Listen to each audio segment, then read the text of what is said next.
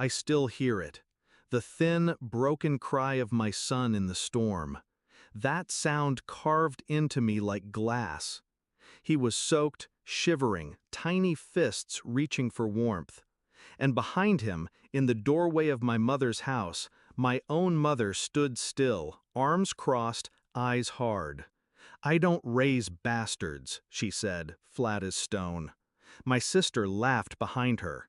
"Serves you right, filthy little whore." I didn't scream, I didn't beg. I just wrapped my arms around my baby and ran into the rain. That's when the headlights came. That's when steel kissed bone. And I thought, I'm going to die like this, with my son clutched to me, abandoned, broken. But fate didn't kill me that night. It woke something in me. Once I trusted them. My mother's hands once braided my hair for school. My sister once swore she'd protect me forever. I was 17 when I got pregnant. My boyfriend vanished before the test turned blue. I expected my family to hate me. They didn't, at first. They smiled, told me they'd stand by me. I clung to that promise. I worked 2 jobs. I handed every paycheck to my mother for rent, groceries, bills. I thought we were surviving together. But loyalty, I learned, has an expiration date. It began with whispers, the way my sister stopped coming home on nights she promised to watch the baby.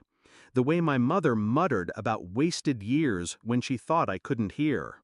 One evening, I came home early. My son was screaming in his crib. The TV blared. My sister was sprawled on the couch, scrolling, ignoring him. When I confronted her, she smirked. "Maybe if you weren't such a screw-up, Mom wouldn't be stuck with us. He's not my problem." I should have left then. But I didn't, because leaving meant nothing but a stroller, a baby, and the streets. That night in the rain was the final truth.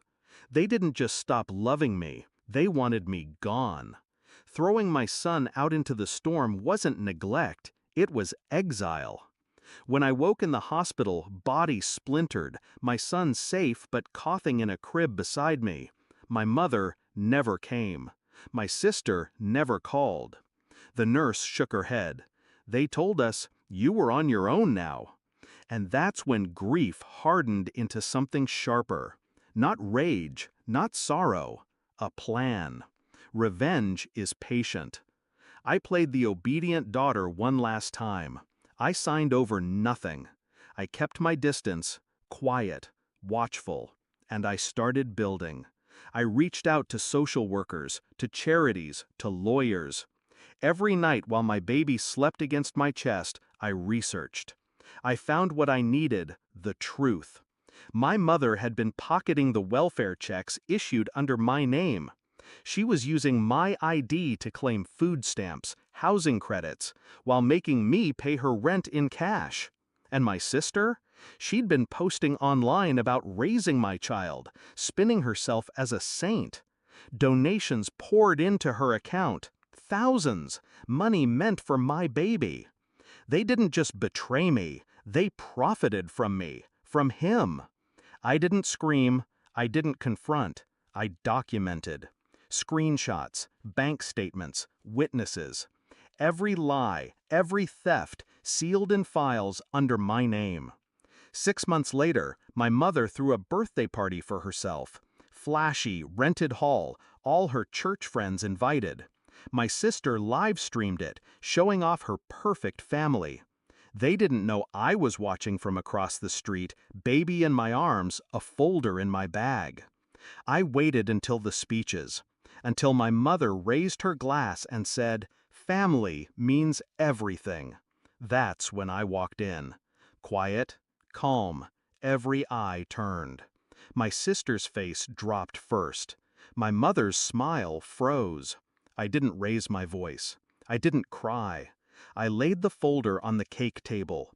Bank records, welfare fraud, screenshots of my sister's donation scams, photos of my son left outside in the storm. Gasps spread like fire, whispers turned to shouts, and then I said the one thing they couldn't ignore. These have already been filed with the state, with the IRS, with the police. Tonight is just the preview. My mother lunged at me, hissing, "You ungrateful!" But the room wasn't with her anymore. Her friends stepped back. Her pastor looked away. My sister tried to laugh it off. "She's lying!" But someone pulled up her donation page, the comments, the dates. The evidence was undeniable. They weren't saints anymore. They were thieves, frauds. And I stood there, holding the child they had tried to discard, while their world crumbled. The investigations took months, the fallout longer. My mother lost her benefits, her house. My sister lost her followers, her job, her perfect reputation. And me? I walked away clean, free, with custody secured, financial aid redirected to my name, and doors opening I never knew existed. Because people believe survivors, especially when the liars are exposed.